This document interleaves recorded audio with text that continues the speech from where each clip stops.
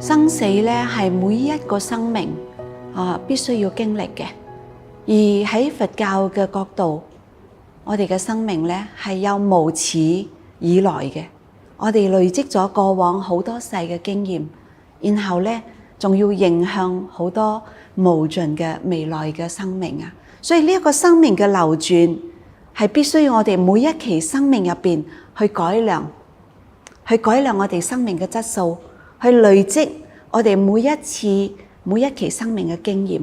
所以上天俾到我哋嚟到呢一世，無論做人又好，做乜嘢都好，其實我哋有使命㗎，我哋有功課要做㗎。如果做得唔好嘅時候，咪再嚟過咯。所以面對生死嘅呢一個問題嘅時候，有啲人可以沉淪㗎，可以自閉㗎，佢可以令到自己跌落一個谷底，爬唔到上嚟。所以點解我哋好注重生死嘅教育？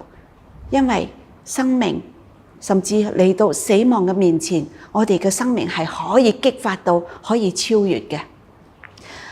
我諗關懷生命係我哋嘅一個起點嚟嘅啫，而我哋嘅終極目標係乜嘢啊？就係希望大家喺呢一個過程中，佢可以了脫佢嘅煩惱。乜嘢叫做煩惱？你經歷病苦就係煩惱，然後從呢一個你擁有嘅嘢，因為病苦就係一個威脅啊嘛，你嘅生命可能就要丟失㗎咯喎。再嚟你身邊擁有嘅嘢係乜嘢？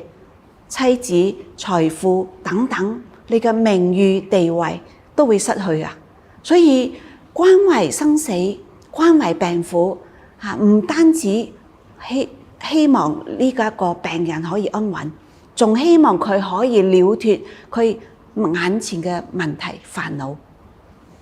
佛陀揾咗一世又一世，究竟呢一個造屋主係邊個？揾咗無數嘅呢一個時間揾唔到啊！但係去到佢悟道嘅嗰一刻，佛陀知道啦，原來呢一個造屋主係貪啊！我哋何嘗唔係咁樣呢？因為我哋擁有身邊嘅呢個至親，我哋嘅名譽地位，我哋唔願意放低啊！當佛陀睇到貪念無明係我哋輪轉生死嘅主要嘅幕後黑手嘅時候，佢就了脫咗呢個生死啦。而我哋去關懷生死，我哋都好希望每一個人可以睇到呢一點。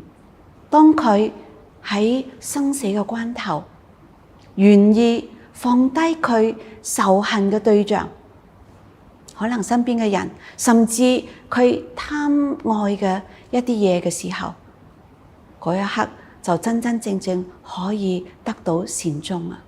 佢嘅未來一定可以光明。